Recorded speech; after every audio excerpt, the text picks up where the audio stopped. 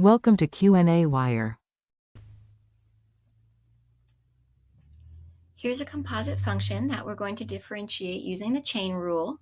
And the good news is that even though there are going to be a lot of steps because we have a lot of layers in this composite function, there's not going to be any simplifying we can do when we're done. So that is often a relief because the simplifying is usually the most complicated part of the process.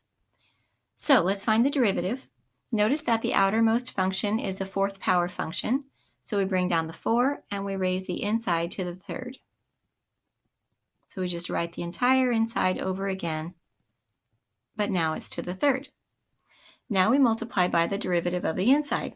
So we're just focusing on this part, which is a sum, and the derivative of the sum is going to be the sum of the derivatives.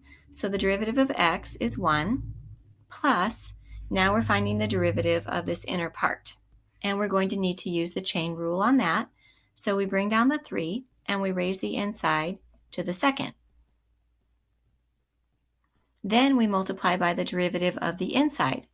And the inside is a sum. This part here is a sum.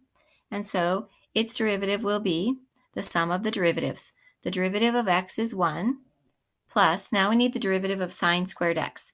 And remember that sine squared x means the sine of x quantity squared. And so its derivative would be, according to the chain rule, 2 times the sine of x, because you bring down the 2 and you raise sine to the first, multiplied by cosine of x, because that's the derivative of sine.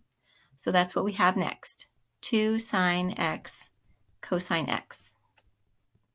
Okay, we made it to the very inside, and then we look at that for a minute and we ask ourselves, what can we combine? What can we factor out? And we realize that because of the plus signs primarily, it's kind of stuck the way it is.